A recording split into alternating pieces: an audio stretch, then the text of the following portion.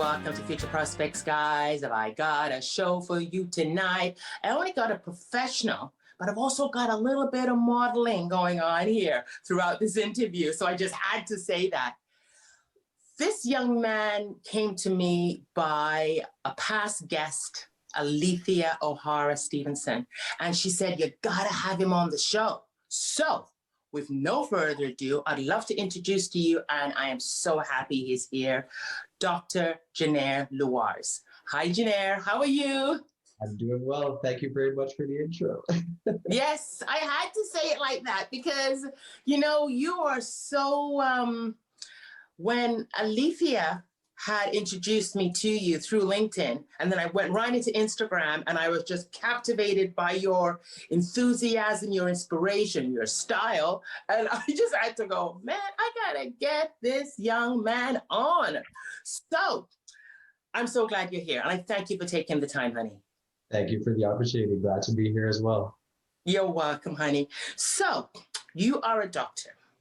And I want you to share your first story. Introduce yourself to the viewers, and then we'll take it from there, Jennaire. For sure. So my name is Dr. Jennaire Lewars. I'm a new grad, MD. So I'm interested in pursuing interventional cardiology in the long run. So presently, I'm getting ready for match to do internal medicine, and then from there, subsequently specialize in cardiology. In terms of my background, with regards to how I got involved with medicine and cardiology, I'll actually let you back to my mother. So when I was about 13 years old, during a summer vacation, my mother gave me her anatomy book as she was preparing for her own nursing boards because she's an RN currently. And with that, I developed an intrigue for cardiology. She said, pick one particular organ system, learn it for a month, and I stuck with the heart. And ever since then, that's been my go-to. I often say I chose cardiology first and then decided to be a doctor, but that's where my heart lies. And ever since that moment, I would find that there are different instances throughout life that just reinforced that love for cardiology. And I find that that's the most innate aspect of medicine that resonates with me. Okay.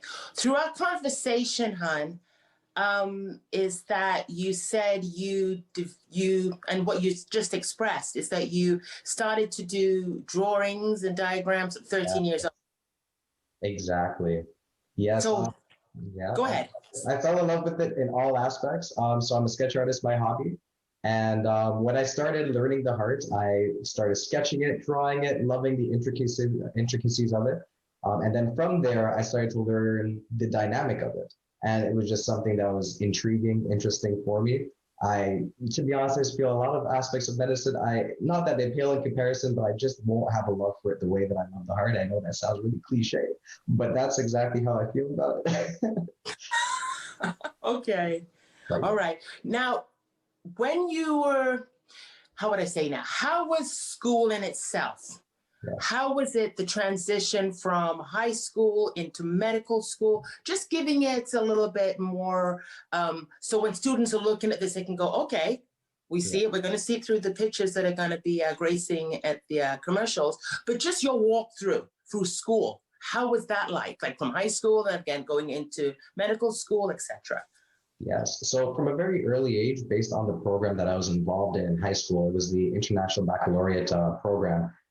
From the age of about 14, you have to know pretty much what you want to get into because they actually put you in particular groups that steer you towards whichever university or college program that you would like to go into. So knowing that I wanted to do medicine at an early age pushed me into a group that allowed me to do pre-med in university and then so on. So from the age of 13 or so, I actually had to pursue what I dreamt of from that exact moment and then pursue everything since then. So since high school, then transitioned and went to university for health sciences. And from that aspect, then applied for medical school. And here I am today. But in terms of high school itself, that particular program was very in-depth. It was a course load that was similar to that of entry-level university courses, to the point that some of the courses are actually on the same standpoint on my university applications as well. So. But again, going from high school, going to university, and then transitioning to med school, I had to have a straight path and just knowing that that is what I wanted and couldn't deviate from that path. How did you stay within the game, hon? Like you're saying it, it sounds so easy. It's like, yep, the others are gonna, yep, okay, all right. But what made you stay in the game? What kept you going? Because let's be honest, medical sciences, that's not just a walk in the park. That's not like taking up a textbook and learning English. That's a whole different type of language.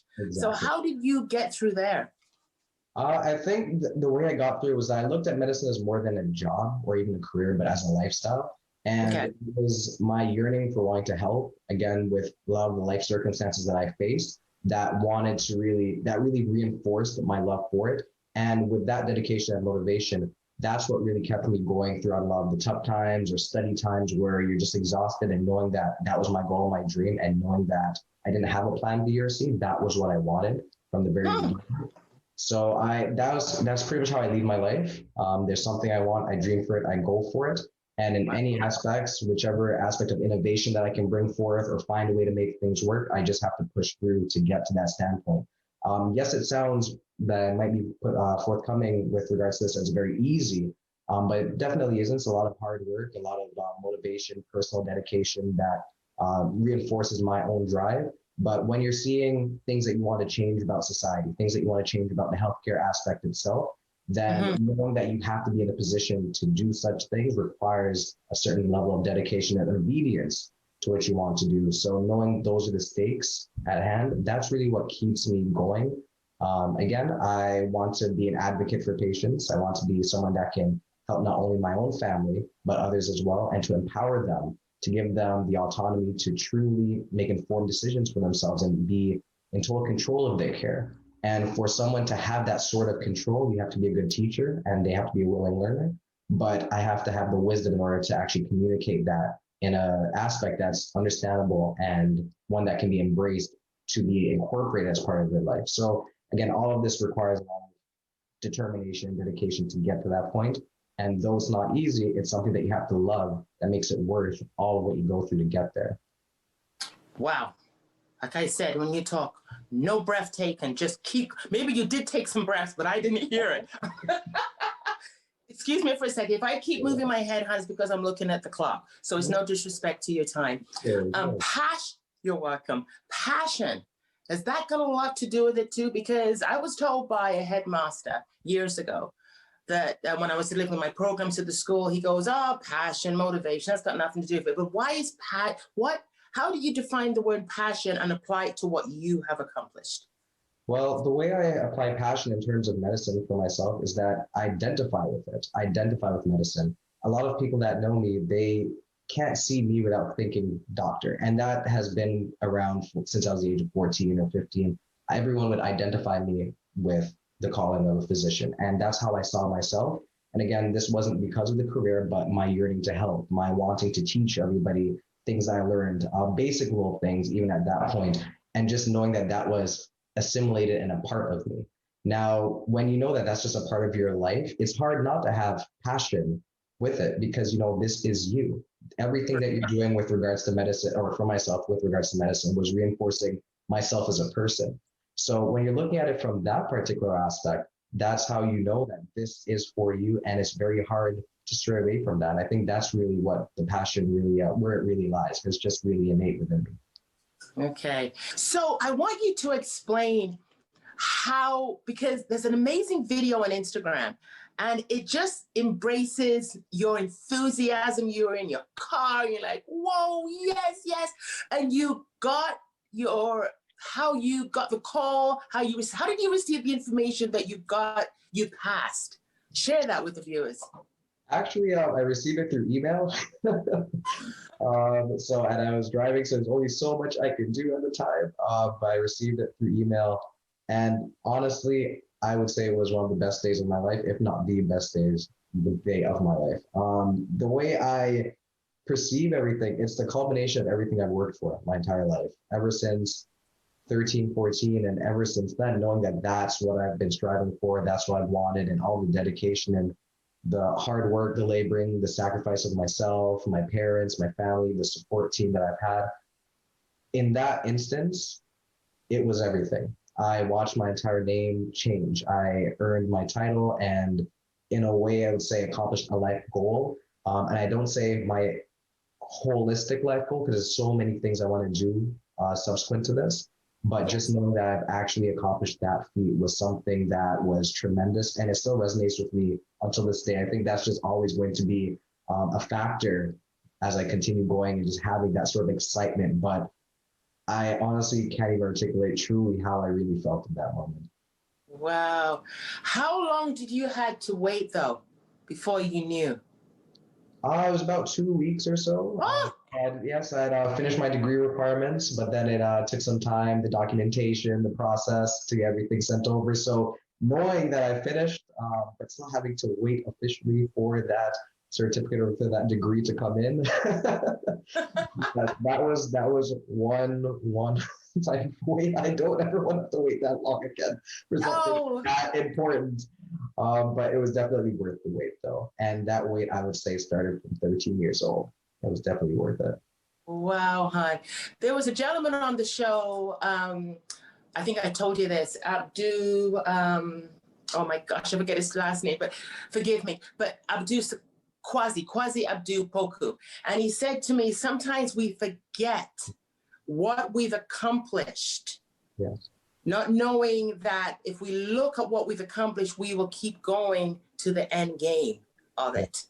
And you embrace that so well in that video and what you've just said right now. And on that note, honey, we're gonna go to break. We're gonna come back, guys, with Dr. Jennaire Lewars, MD. Right back.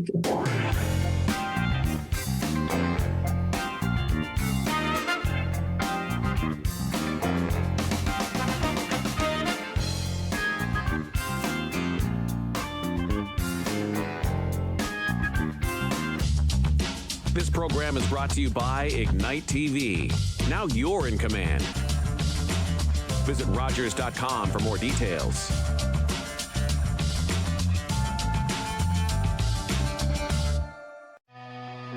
Most people living with it don't even know they have it. I'm Alex Lifeson. My family, like many of yours, has dealt with the conditions that cause kidney disease. If you have diabetes, high blood pressure, or a family member with kidney disease, you are at risk. If you are overweight or over 50, you are at risk. And certain ethnic groups are also at higher risk. Please talk to your family doctor and have your kidney function checked regularly. When you're online, Rogers TV on YouTube shares news and events from your community, like messages from local leaders, updates on the latest health news, local business presenting their new offerings, and how our local communities are working their way through these unprecedented times. Visit and subscribe to Rogers TV on YouTube for the latest local information. What kind of show do you want to see on Rogers TV? What interests you? Log on to rogerstv.com, fill out a show proposal, and tell us about your segment idea. We want to know what you want to see. Rogers TV, only on Rogers.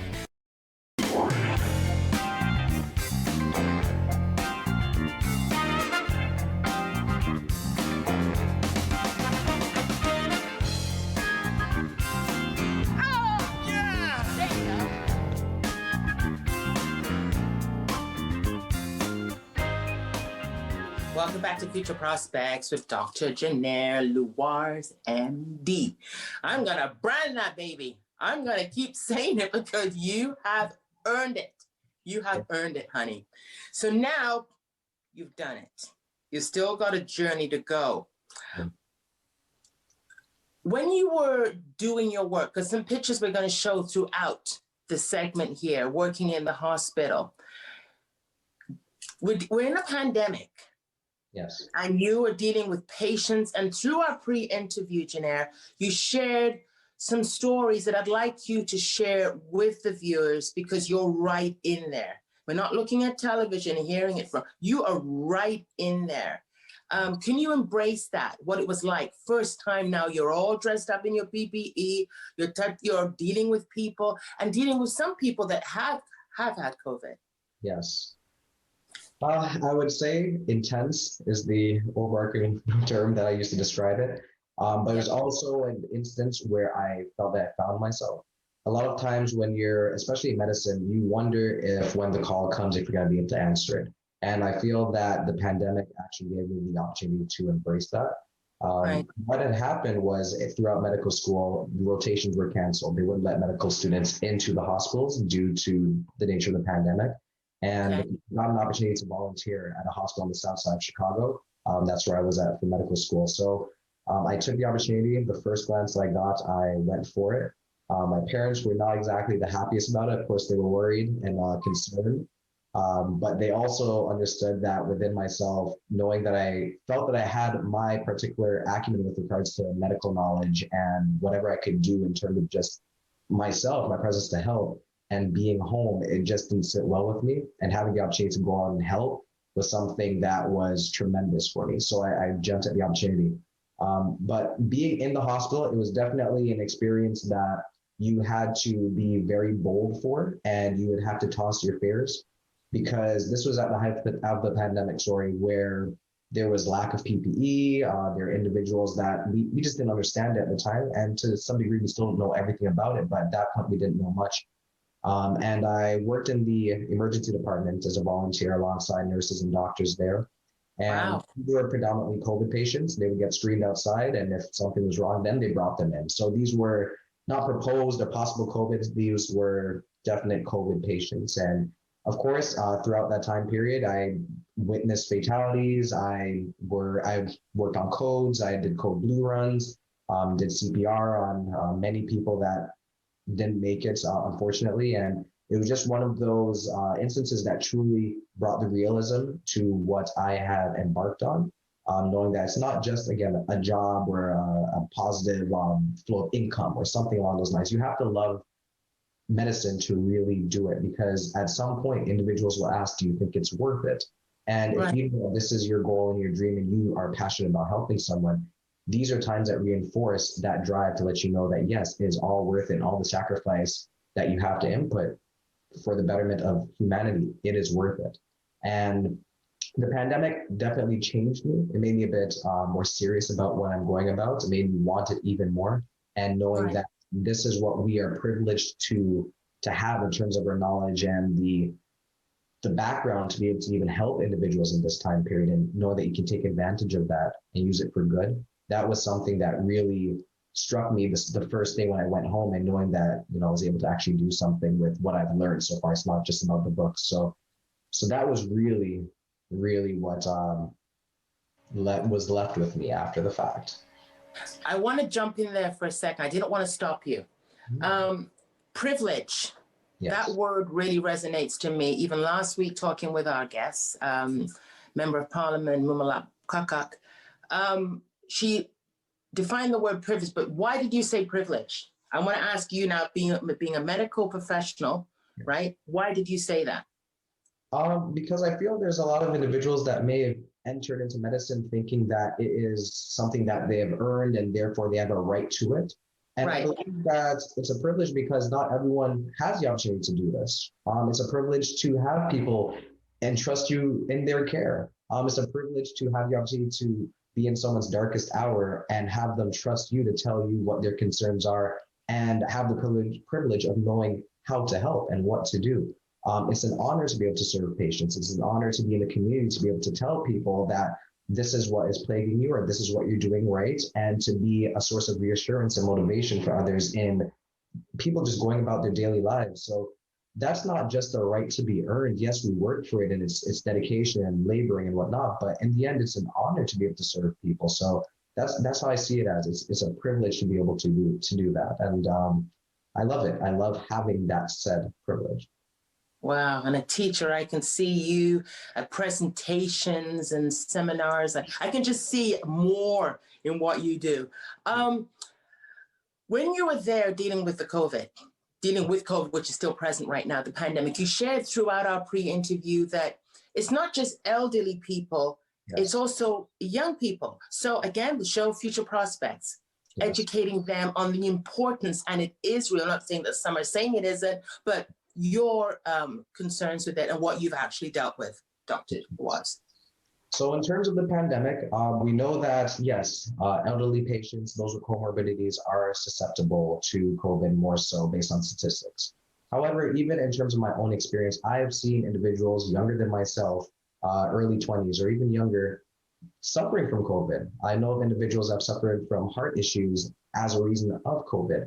And these may not be facts that are put out widely all the time in a position by which everyone would say that this is something commonplace, but it does happen. The unpredictability with COVID is the concern. We don't know how it's going to affect us when we are in any sort of aspect of it. And I think that's really what incites a lot of fear with regards to a lot of people.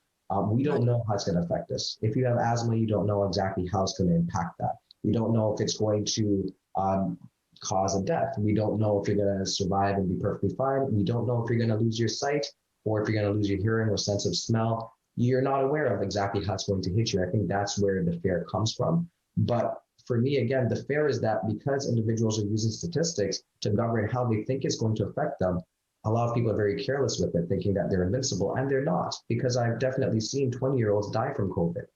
And it's something that's very heartbreaking to know that there's a life ahead of someone, but because of maybe misinformation or lack of knowledge, or even the willingness to adhere to the knowledge that's being dispensed, individuals are suffering for it. And it's still continuing to this day. And this is why cases have been rising here or in other parts of the world. And it's something that needs to be mitigated in order for us to proceed to some sort of normalcy subsequent to this pandemic. When you talk with patients or just talk with individuals, I hear now that people look at it that it's not here, it's not real. What is your views on that? What is your views on that, Dr. Lewars? My views on that is try working in a COVID unit and doing CPR on someone for half an hour and watching them die in your arms, and then tell me it's not real. It is real. It is plaguing individuals. I've seen loved ones or people die without their loved ones. I've seen individuals have to be intubated while their wives are calling them at the exact same time, not knowing that their loved one is literally transitioning before our eyes. It is real. It is not it's not something that's made up. It's not government run or funded. It's definitely something that is plaguing us. It's something that's very real, very intense, and people need to take it seriously. And just because, even again, if there's young people that feel that it's not going to affect them, I'm pretty sure that we have grandparents, we have elderly neighbors. And just being a decent human being, there are people around us that are going to be in our environment that may contract it based on us being asymptomatic carriers, if that is the case, if we're lucky to just be that. So it's an aspect that we really need to consider, that the issues that we face, especially in terms of masking and following regulations and everything along those lines, I feel like those things are minuscule in terms of the risk for those that could really be susceptible to this thing. And we have to take it seriously. We need to know it's real, especially as a youth. We need to know that, especially with talks of schools being reopened, we need to consider things like this and know that as these children even going back to school, that they really know how to follow protocol, and that those that are in positions of power or authority are able to truly govern and authenticate everything that's definitely happening in the school system as well, and make sure that these kids are not bringing this home to their parents or their grandparents as well. So that's my lasting, note with regards to the realism of what we're facing.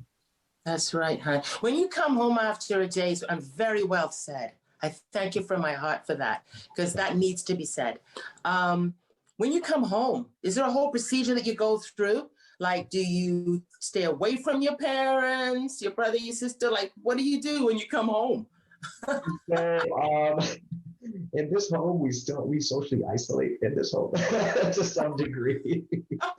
To some degree, we do, especially my mom. Okay. Yes, we socially isolate in a sense. As soon as we come in, we wash our hands. This is something that's happened before COVID, though. We always wash our hands as soon as we come in with soap. We don't touch the knobs. We don't touch anything. We wash our hands first. But in terms of since pandemic, when it comes to groceries, anything coming into this house, we wash it first in the laundry room before it comes into the general area. Even mail, we don't open our mail in the house. We wear masks when we're opening the mail.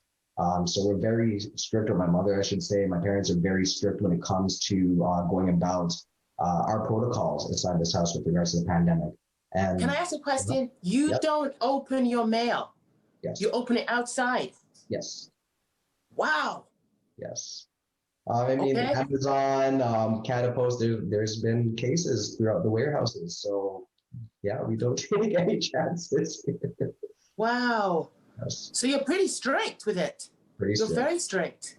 Yes. Oh my gosh. What was I going to say? I was going to say something to you and it went right through my head because you're so focused on it. So you're very, very strict within your home and you wash your hands. Yes. So when you listen to it and you see the importance of it, it is necessary to do that in every single thing you do within this pandemic. Yes. Yes. Cleanliness, sanitation, all of that is definitely necessary. That's how we're going to get through this. Like, aside from masking protocols and social distancing, cleanliness, simple cleanliness is how we will get through this. If you're going to a gas pump, wear gloves or sanitize afterwards. Sanitize your steering wheels. If you're coming inside the house, wash your hands. Don't walk through the home, because if you're doing that, if you do have any sort of virus on you, or even aside from COVID, anything bacteria-wise, you're bringing it throughout your home. So that's something that you need to do as soon as you walk in. Just simply wash your hands. When I was at the hospital in terms of Chicago volunteering, if I was to enter the home, scrubs, everything at the door. Then Wow. yes, could not enter my general home, because again, if there's virus, if there's some sort of virus or any trace of it on anything that I have or own, that can spread throughout my home. So that was how strict it was when I was back in Chicago as well. So. Well, yeah. you know, Dr. Lewars, every single time I do this show, every time I talk to a medical professional, I learn something new. I learned something new. Now I'm learning about mail. Now I'm learning about something new to apply to it. So this is good information. It sounds like repeat pizza, but it's okay. It's good pizza to eat. So it's all good. Listen, my love, on that note, we're going to go to break. We're going to come back, guys. I thank you so much for being here. You're amazing. Stay tuned, guys. Future Prospects. Dr. Lewars. We'll be right back.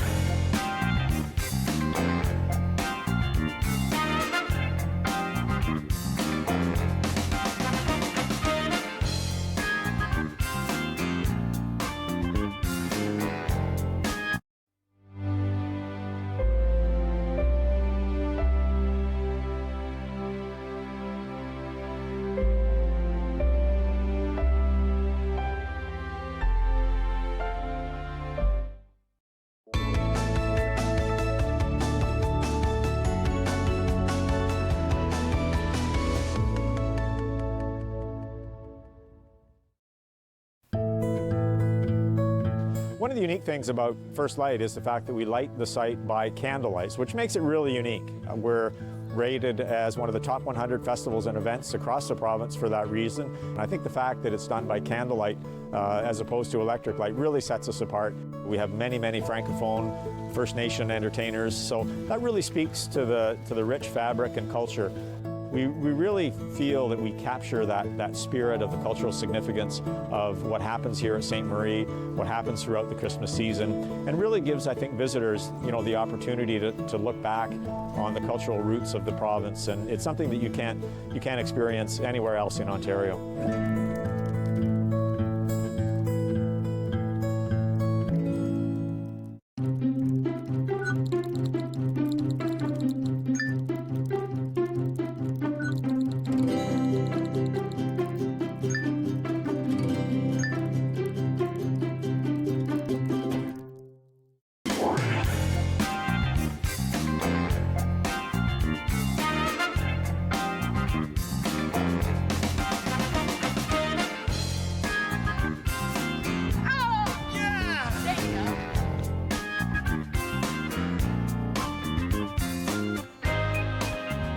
Welcome back to Future Prospects with Dr. Jennaire Lewars.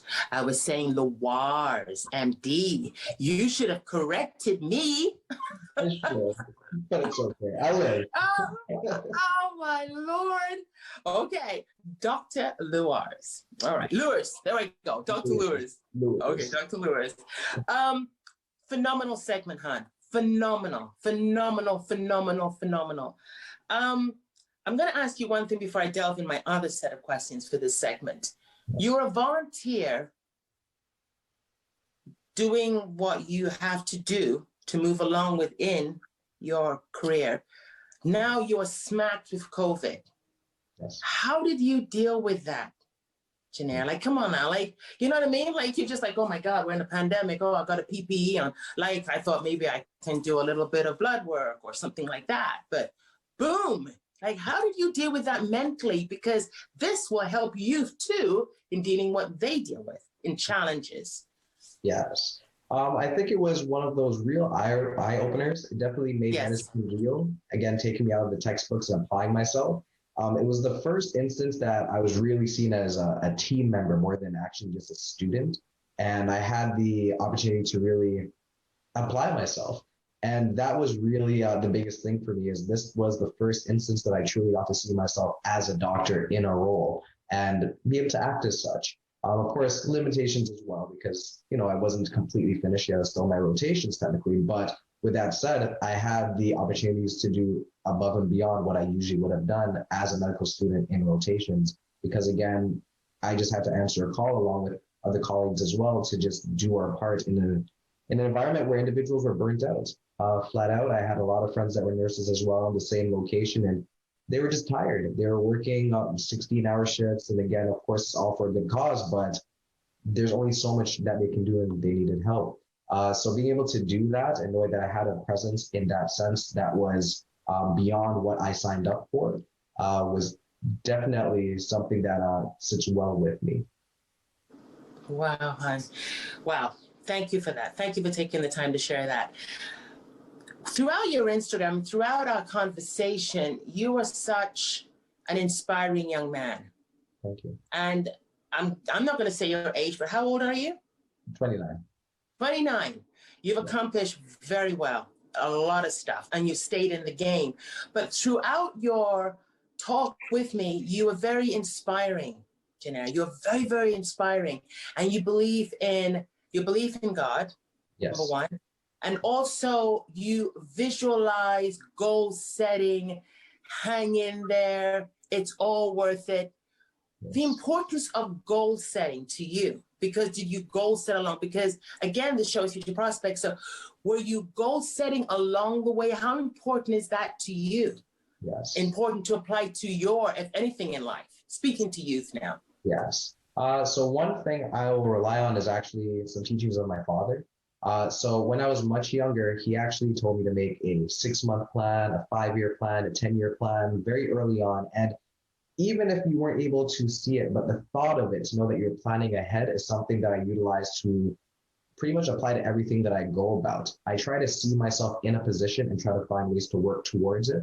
But the thing is, when you have a goal, you have something to go after. If you don't know what you want, you don't know what to strive for. So for myself, my goals and having them is what brought me here. And sometimes it's all you can rely on. There's times, again, when you're not even just studying, but just going through life and going through the motions, when life hits you, when you're trying to go after something. And it's just knowing that the goal is so tangible, it's so close. That's what's bringing you further along. It's not going to just be the fact that, yes, I'm going through this and so far things are good. No, when things are weary, it's knowing that you have those dreams and aspirations and can see what it's like after you've attained them. That truly pulls you along, and that's what reinforces your drive. And when you're in a position where that goal is something that is positive, it's a goal that helps other people, and not only your family, but individuals that you can touch and that you can interface through all walks of life. It's very hard to not plan for something like that and then sit and not want to go after that. So goals are everything to me. And that's why I tell everyone that if you have something that you love, go after it, be motivated for it, don't give up. That's what I use my platform for, especially on Instagram, to just motivate others that whatever you want to do, it doesn't have to be medicine. It could be engineering, it could be law, it could be doing mechanics, whatever you love, whatever trade or business that you want to open, as long as you have a goal for it and you have a vision for what you can do in the future, be motivated and strive for it and hang on to it. Because sometimes that's all you're going to have. But knowing that your goals are worth it, knowing that you are worth it, is really what's going to pull you through those tough times. And you will see yourself manifesting the goal that you've been striving for this whole time. I gotta ask you a tough question here, because I'm being the devil's advocate here, and I have to play this role. I gotta change the hat here, Jennaire. youth are attending post-secondary now, right? And when you go there, what's looked upon is lawyer, teacher, engineering, and medical. You go off the grid and you're in with all those students and you come in there with your passion that you are going to do, but you're not accepted because now you've looked upon as different. So not, how are you going to succeed at that? That's a little different. Talking now from someone that has done it, but respects all passions and all goals. What's your message on that?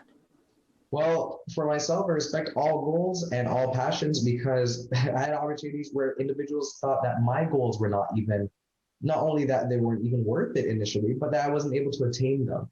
And this is where you have to sort of believe in yourself. And this is where the respect comes for everyone else, because everyone has a journey, everyone has a story, and wherever they reach or wherever they end up and whatever their goal is, you just have to respect that. Everyone wants different things out of life. Not everybody wants to be a doctor. Not everyone loves medicine. Not everybody loves law.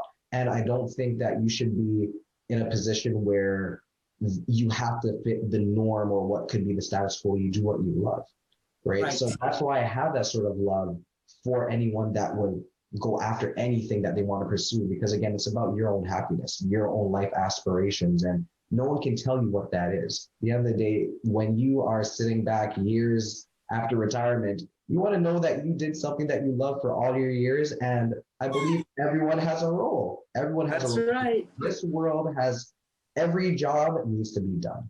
So you have to respect everyone that does everything. When I walk into a hospital, anyone that I see, I say good morning, and I respect everyone just the same. If I see the janitor cleaning up, I say thank you for cleaning up.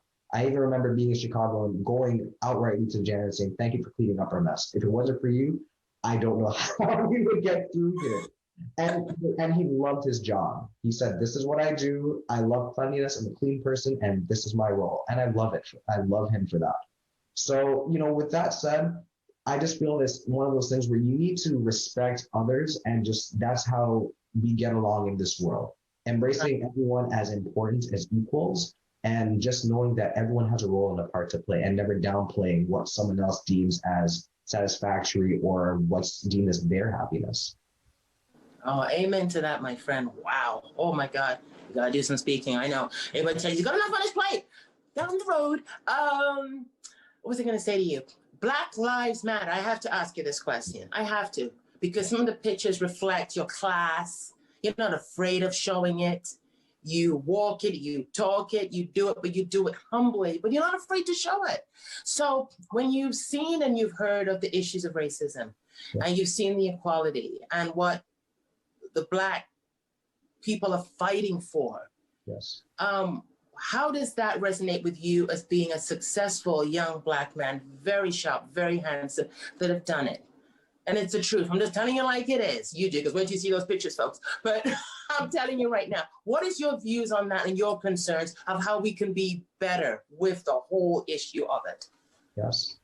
I think the big thing is that we're trying to be seen as people. It's not even about trying to claim a place at the table. It's not about trying to take over anything. We're just trying to be seen as human beings. That's really it. Just human decency is all we want to be afforded.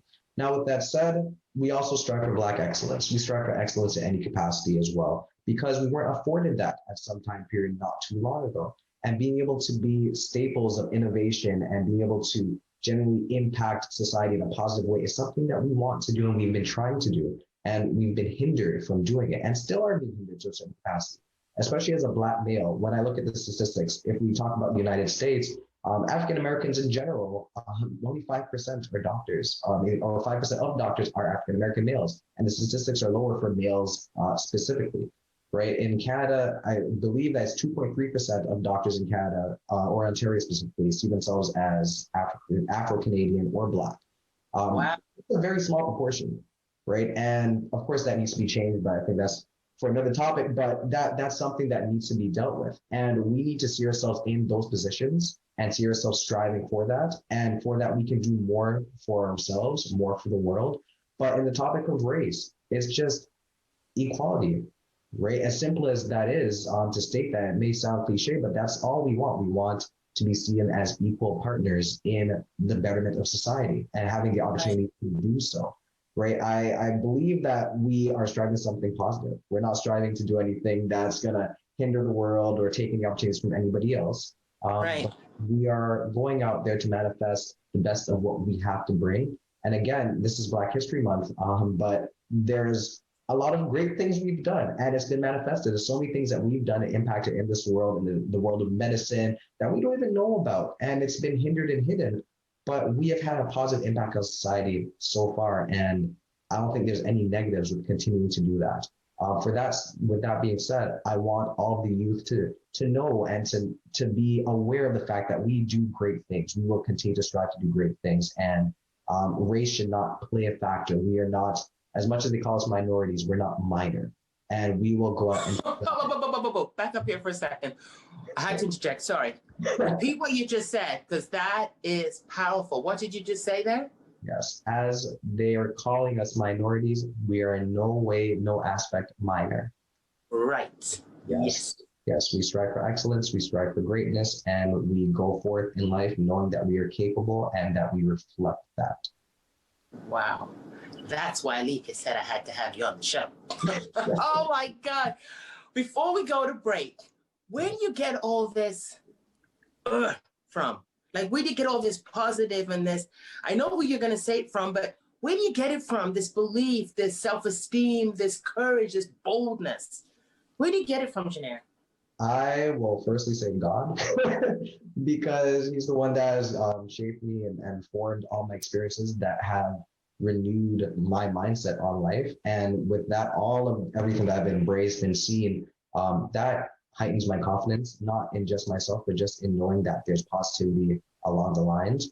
And for that, in my mindset, I see things as a cup half full, because if it wasn't for that, everything I've been through, I know that I'm still here. I'm speaking with you. I have the privilege of doing so. And I've been through a whole lot in my life, and yet I'm in this point, this platform. So for anyone else that is wondering the same thing for themselves, where am I going to see myself in 5 to 10 years when I'm going through obstacles and struggles? Having that positive energy brings forth positivity in your life. And I truly believe that. And knowing that you have a higher calling with a higher power above you that's leading and guiding you, that's definitely something that you need to have confidence about. And that's where I find I get that from. Woo! You can do this if you want. You can do this. You can do it. Come on, you gotta do it with me. Quick. We gotta go to break. You gotta do it. All right. On that note, we'll be right back with Dr. Jennaire Lewars, MD.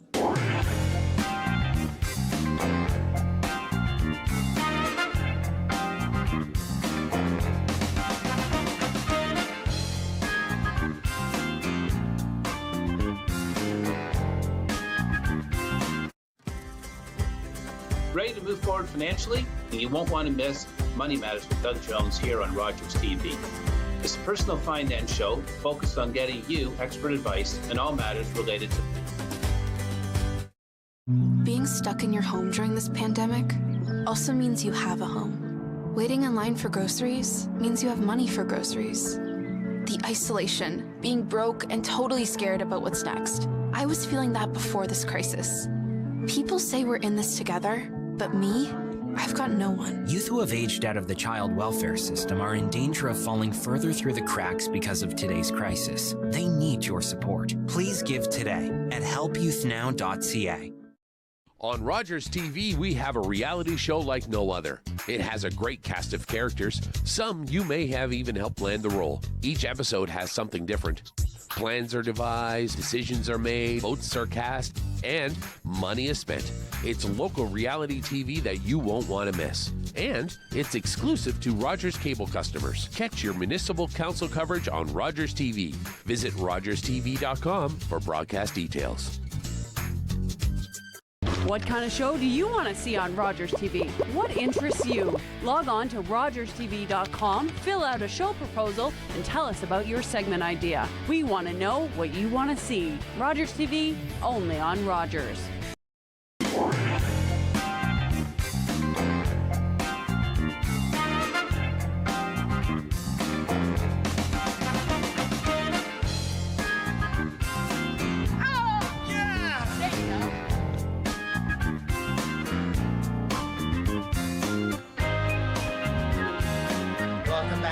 Future Prospects with Dr. Jennaire Lewars, MD. Great stuff, pearls of wisdom, like I always say on the show. Thank you.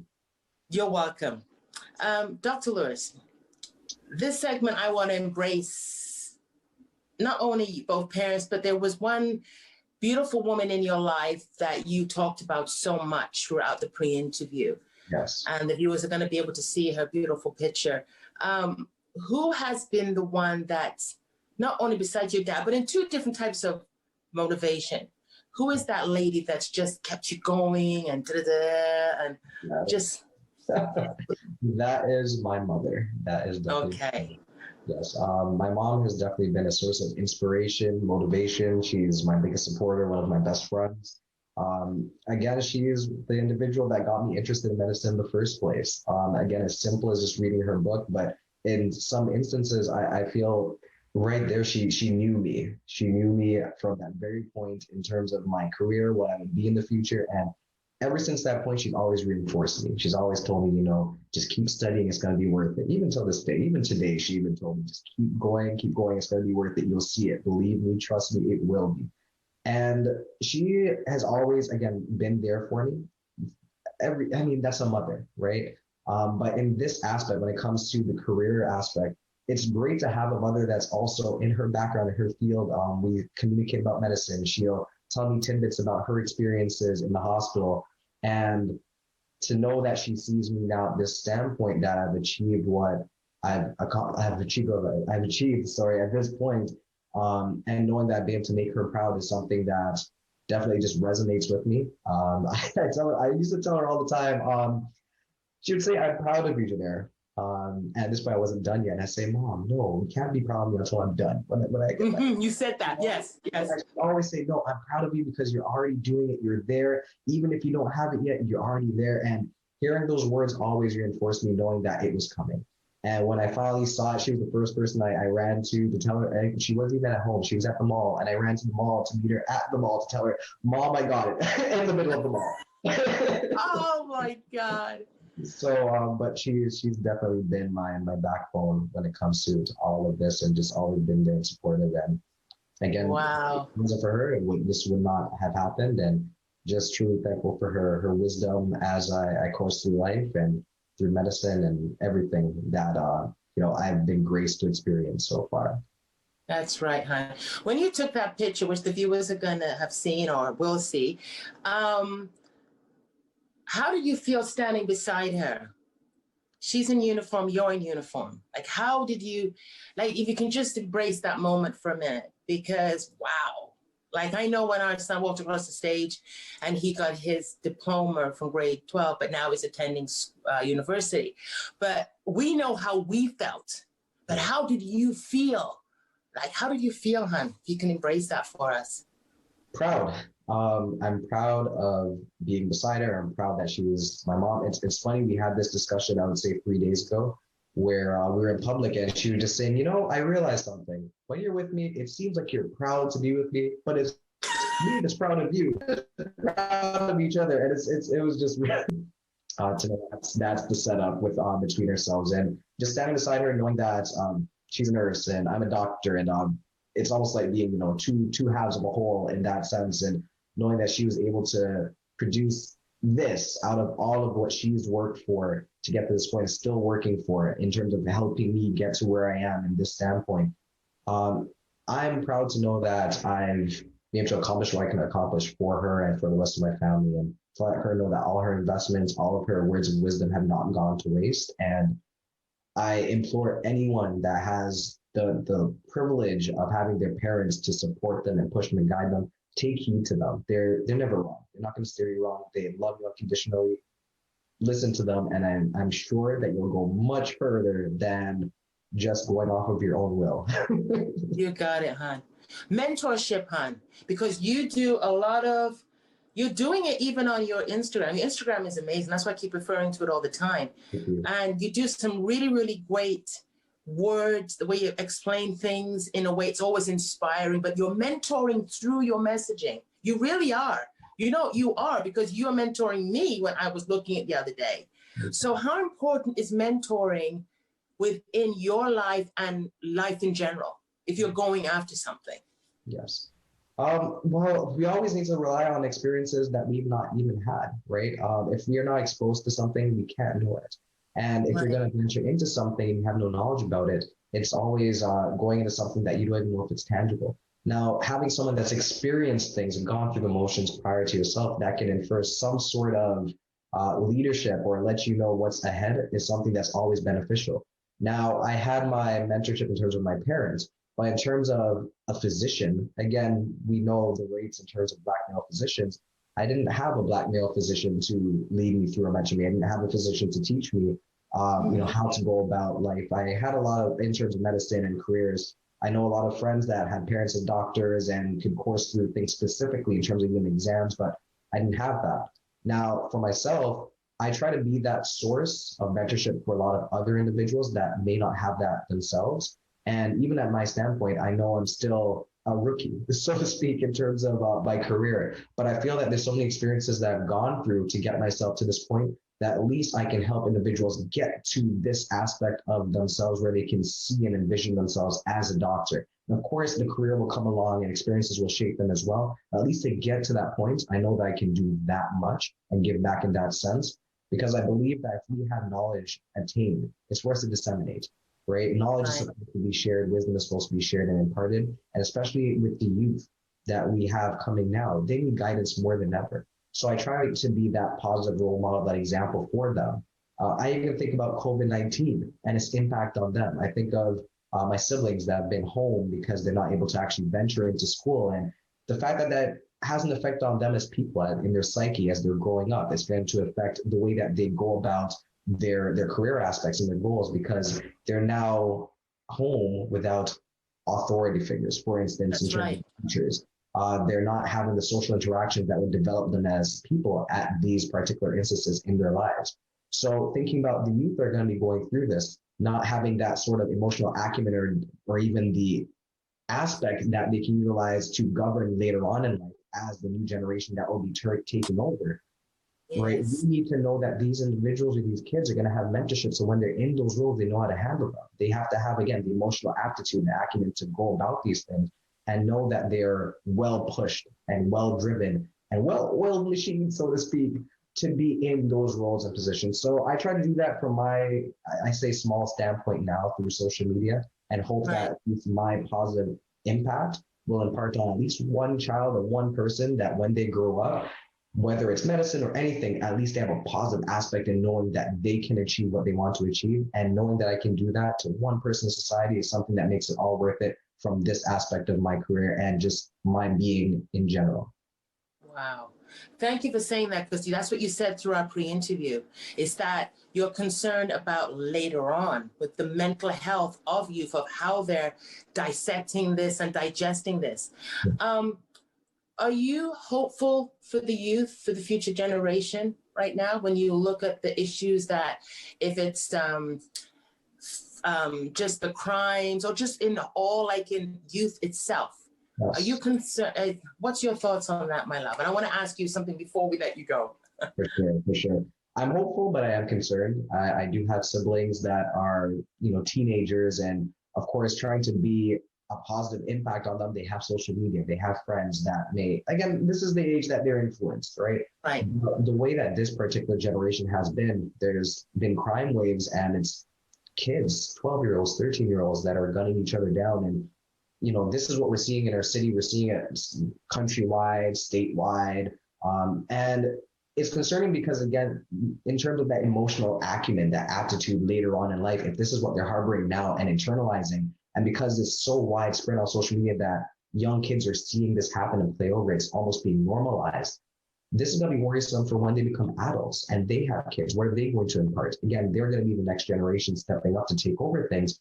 So how are things going to look in 10 years when knowing that the foundational basis of their childhood or upbringing was laden with talks of crime and gun running and things along those lines? It's concerning, and it's something that why we have to utilize platforms like this to show that there's difference out there, right?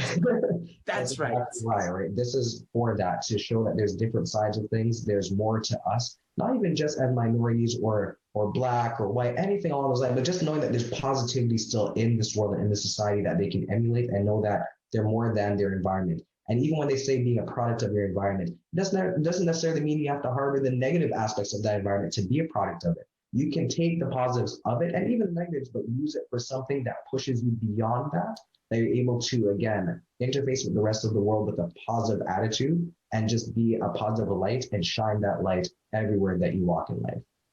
Oh my God. Oh my God. I love it. I'm just soaking it in. Before I let you go, what is your next chapter, my friend? What is Dr. Jennaire Lewars, MD's next chapter? Yes. So right now, looking forward to residency. So really just starting my career off in internal medicine, utilizing myself and my platform to pursue my dreams in that aspect. But I really want to use my platform for more good. And when I say my platform, not social media necessarily, but being in a position where I can actually have a physical, tangible impact. I think a lot of the homeless situation. When I would actually visit home during my transition from medical school, I'd actually assemble a team of friends and actually go downtown Toronto with food packages. This is pre-COVID, and actually hand out to individuals. I remember it was Thanksgiving weekend. We just made turkey sandwiches and juice boxes and granola bars and gave out, not specifically to anyone in shelters, but we would look out and find people sitting on the street that couldn't find themselves in a shelter and leave food packages for them that even if they woke up, they'd see it. Now, for myself, I want to be able to involve myself in free health screenings, be able to help individuals that are homeless specifically wherever I end up. And that's just a passion that I have. And to be able to just, again, impact those that really feel like they're on the bottom of their luck and know that there's still good out there and people are willing to see them thrive and get to a better standpoint in their own lives. So I think that's really where I see myself going into, and again, a lot more beyond that. But that's the most immediate thing I would say, besides venturing into internal medicine residency and then cardiology. Thank you, my friend. Thank you so much. Will you come back, Dr. Lewis? Definitely. Of course. All right. So you gotta do this. You gotta do this. All right. Thank you, my friend. Thank you so much. Thank you. See you soon. Thank you.